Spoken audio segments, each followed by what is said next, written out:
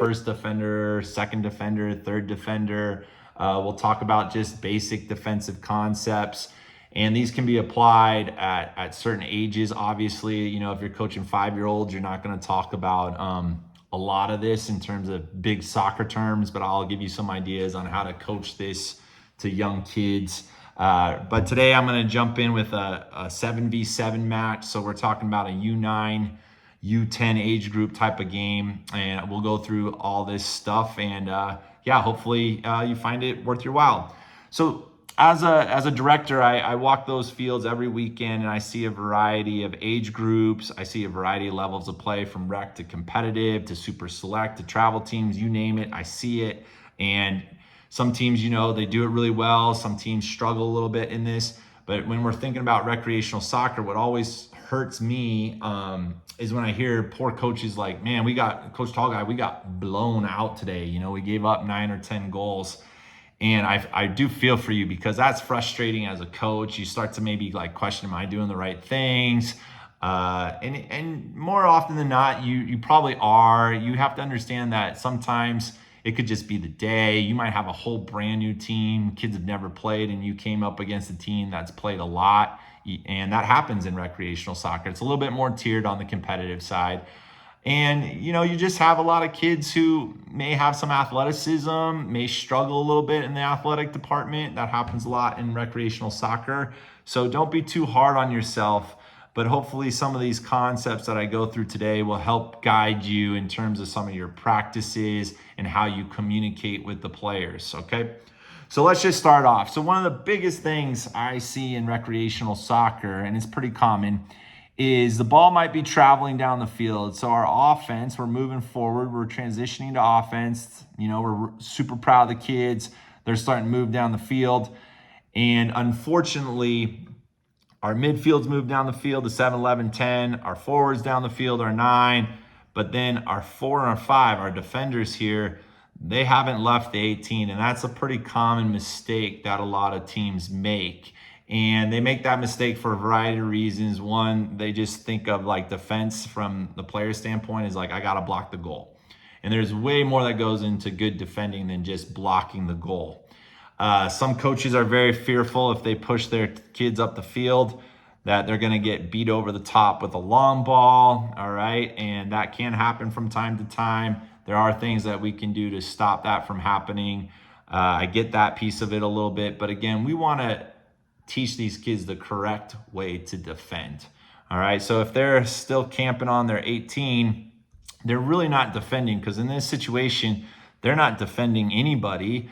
They're just sort of standing there, and we want our defenders to be active and engaged. So in this situation, what should happen is the 4 and 5 here, our 2 defenders, should be moving up the field, all right, and staying, fancy soccer words, staying connected with their midfield line in particular, okay? Now, what you've noticed is by me moving these defenders down the field, I've now made the game, the field, much smaller. So I've closed down all this space, where before, when the defenders were here, you guys can see there's a lot of space there. And one of the biggest defensive principles is closing down space and time. So in this situation, when we move our players up, we have now made the field smaller, so there's a lot less space and time to defend. Okay, so I want to encourage you guys as coaches, get in the habit of encouraging your defenders to push down the field. If we can win the ball here, then we're much quicker on the attack. We have a better chance of scoring. If we have to wait all the time, every time, to maybe win a ball here, well, now we've got to go all the way back down the field.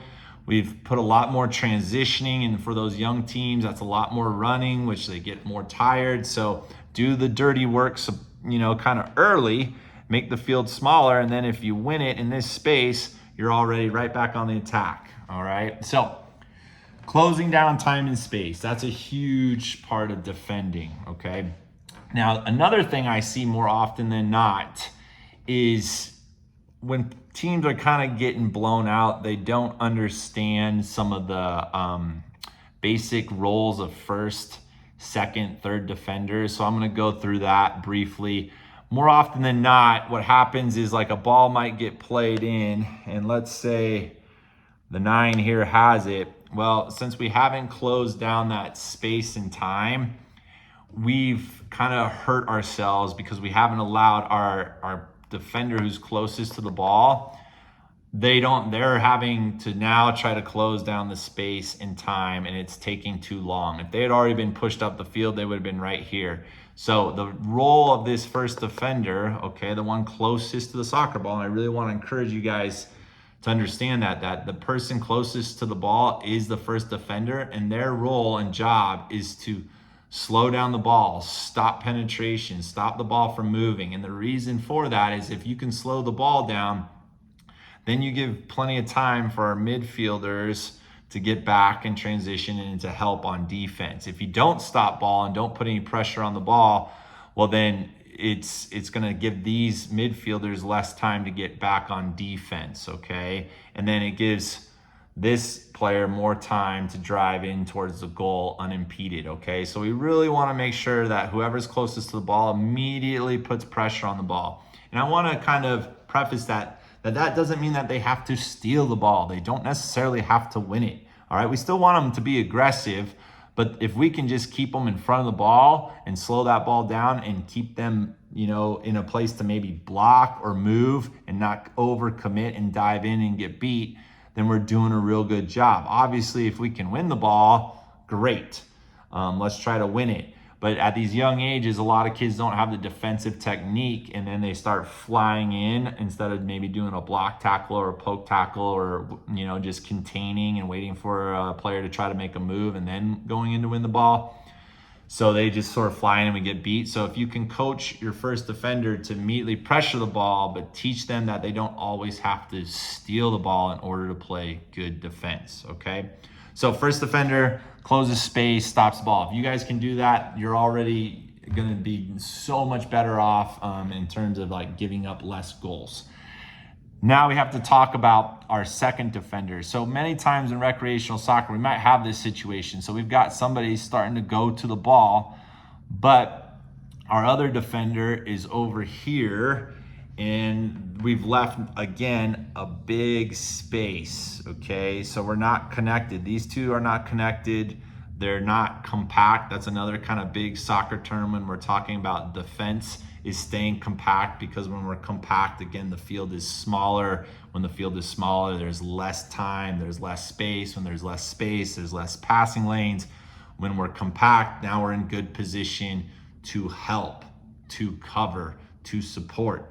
And that is really the role of the second defender, is to provide cover and support. So we have pressure, but since this space is so big, we don't have any cover, meaning that if this player gets beat, this defender is nowhere in the vicinity to try to help their teammate, okay? So how do we fix that? So the role of the second defender is to provide some cover, support. Now notice how I've made this gap between them much smaller, and the reason we want that gap much smaller is now this defender is in a good position if this player gets beat to run and help or go here to help.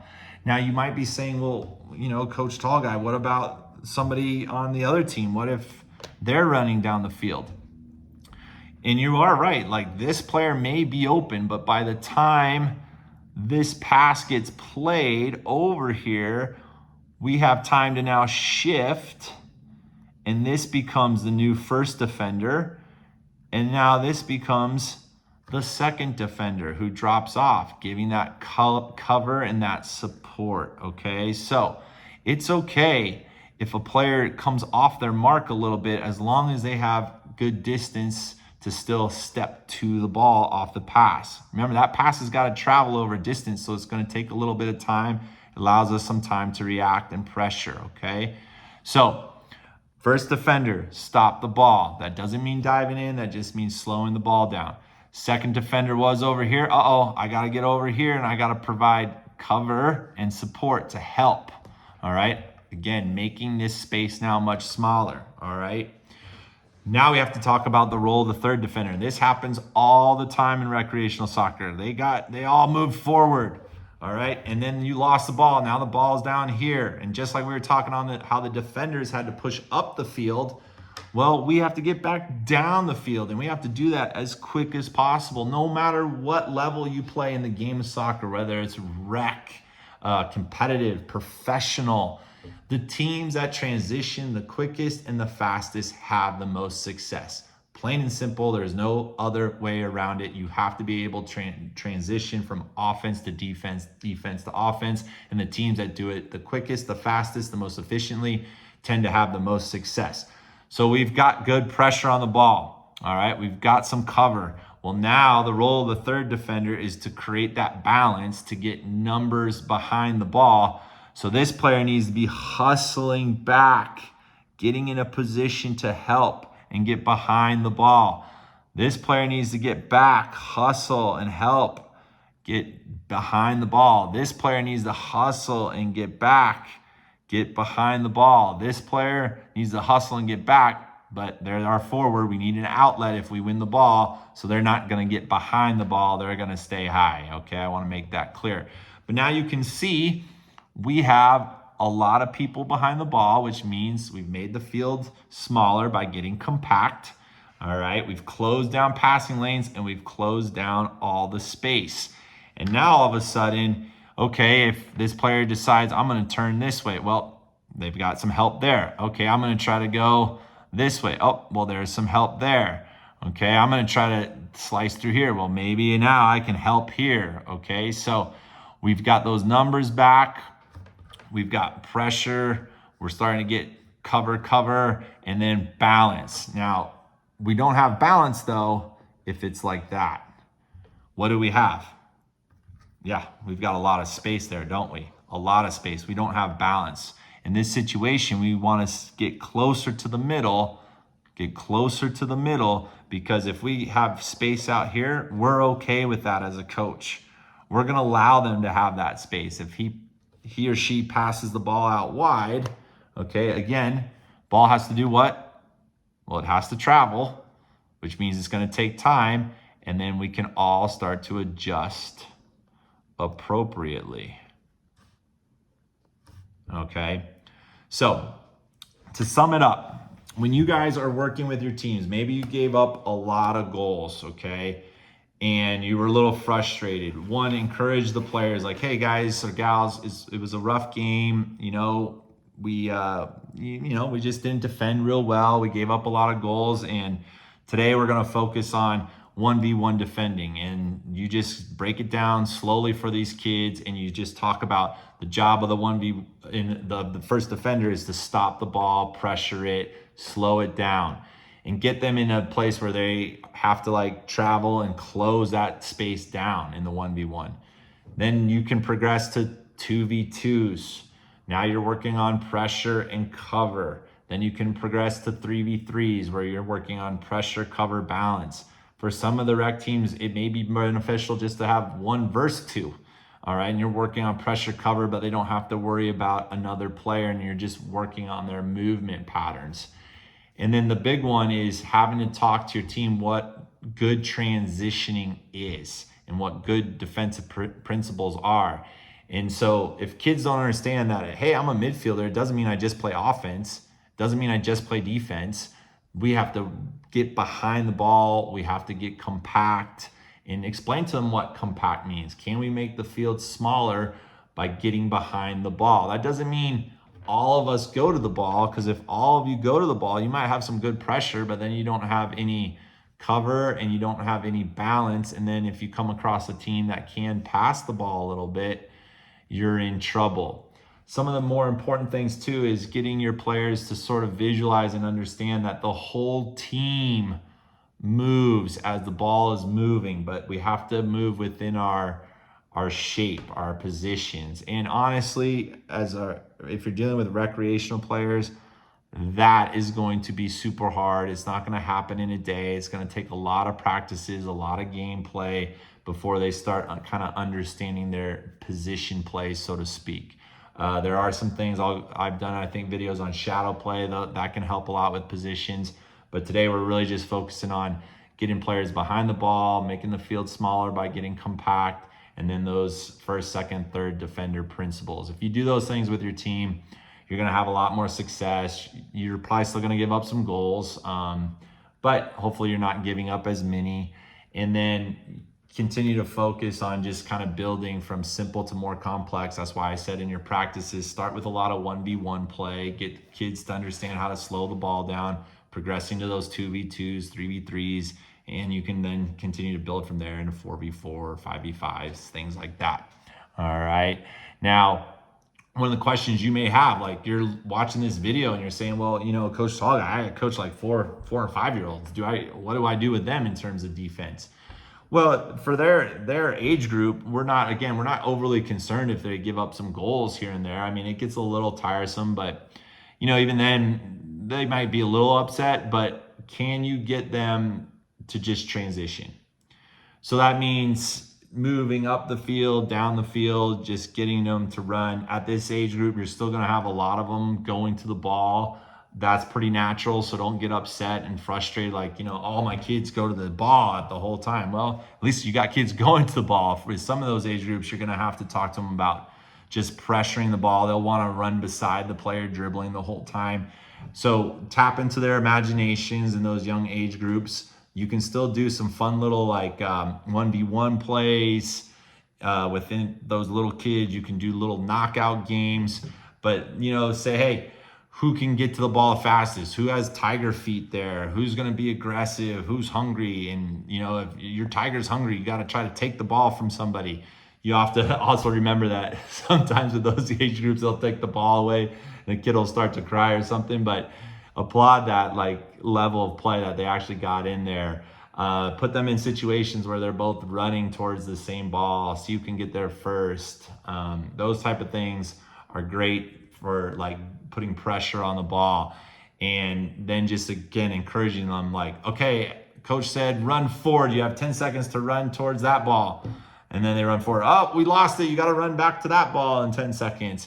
Getting them to understand that they have to move with the ball and that they can't walk for those young age groups. As they start to get to those ages of particularly 6 and 7, definitely want to get into that 1v1 type of play where they're trying to beat somebody to score a goal, whether that's with small little goals or a small goal, a real goal, make it happen. You can do a lot of different channels, but they want to start getting in that habit of battling 1v1.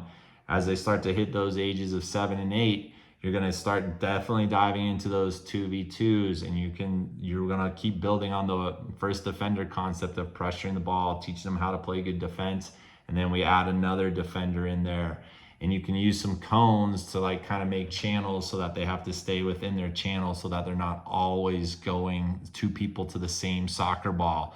By putting those cones down and creating channels, it gives them a little bit of visual on the distance of the cover and the support. So the more you can have those visual things for kids, that's fantastic. And then again, as they start to really cycle into those 9-10s, we're diving into that pressure, cover, balance, those 3v3s.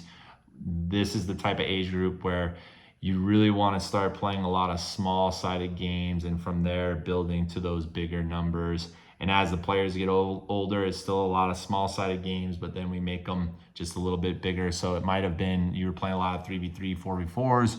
Now we're moving into some 5v5s. Maybe you have a bigger team, 6v6s.